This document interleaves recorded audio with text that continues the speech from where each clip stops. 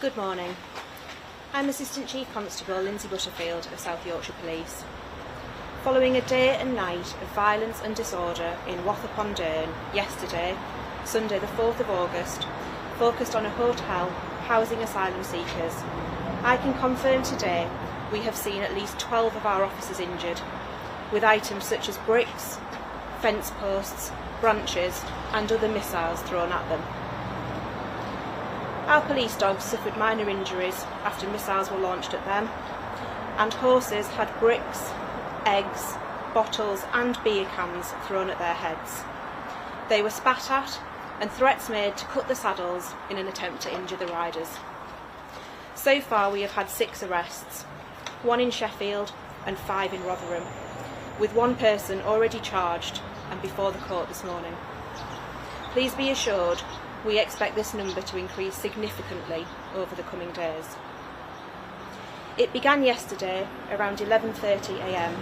when a group of 250 arrived in the Manvers area of Rotherham.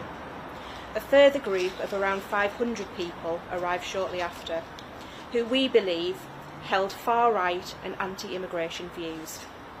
At the same time, a large crowd began to gather in Sheffield city centre, diverting a number of force resources. It was at this point we began to see an escalation in violence in Wath.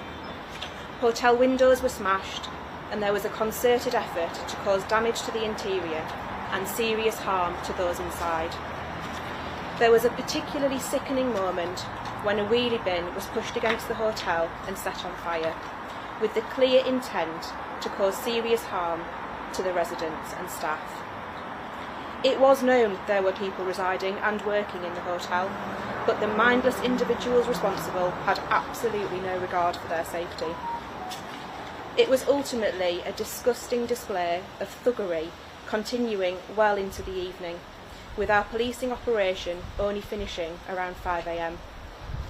I want to say a heartfelt thanks to all those involved from South Yorkshire Police and the many forces who provided us with mutual aid, our partners in the fire and ambulance service, and local partners for their continued support. I would also like to thank those who've already sent kind messages to the force. Officers have worked through the night to begin identifying those involved in these horrendous scenes. Please be assured, if you were there, we will find you, and you will be held accountable for your part in yesterday's violence. To our local communities, and particularly in Manvers, yesterday was a dark day, and we know this was felt across our county. Our priority will always be public safety, and you will see an increase of officers across South Yorkshire over the coming weeks. Finally, we will be sharing a link for anyone with footage from yesterday that they wish to share with us. Alternatively, you can report any information anonymously via Crime Stoppers. Thank you.